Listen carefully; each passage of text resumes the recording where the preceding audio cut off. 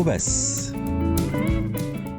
النهاردة هنتكلم عن حاجة مهمة جدا في العلاقة الزوجية، وهي الانفتاح على الآخر وعدم التمركز حول الذات. كتير من الناس بيفكروا إن المشاكل الزوجية سببها طرف واحد بس أو تربية غلط، بس في الحقيقة الموضوع أكبر من كده. من أسباب المشاكل الزوجية إن كل واحد يكون مركز على نفسه، يعني مش شايف غير نفسه. الانفتاح على الآخر مش سهل، دايما في خوف من إننا نكشف عيوبنا أو عيوب الطرف التاني، بس الانفتاح ده محتاج شجاعة وحب.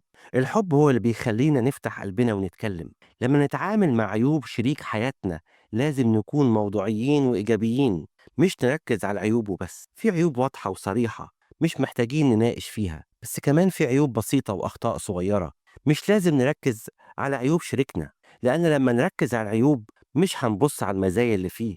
لو قررت إن كل ما أبُص بس على عيوب شريكي، هابدأ أشوف كُلّه عيوب، ومع الوقت هانسى المميزات. وبعد شوية هابدأ أعتقد إني أنا الوحيد اللي عنده مميزات وكل المشاكل بسبب شريكي. لو ركزت على عيوب شريكي فقط هحول العيوب اللي في دماغي لعيوب حقيقية، وده بيخلي شريكي يرد على النقد بالعناد عشان يدافع عن نفسه ويحمي صورته قدامي.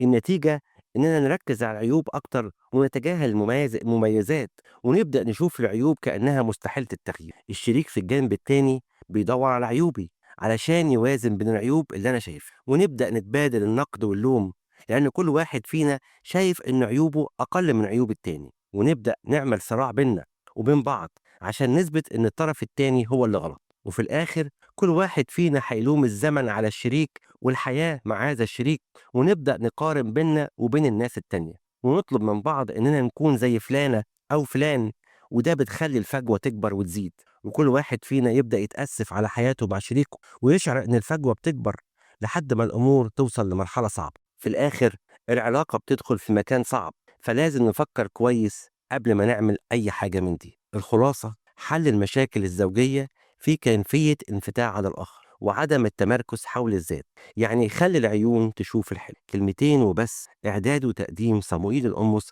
ماجستير مشهورة من جامعة هولي صوفيا.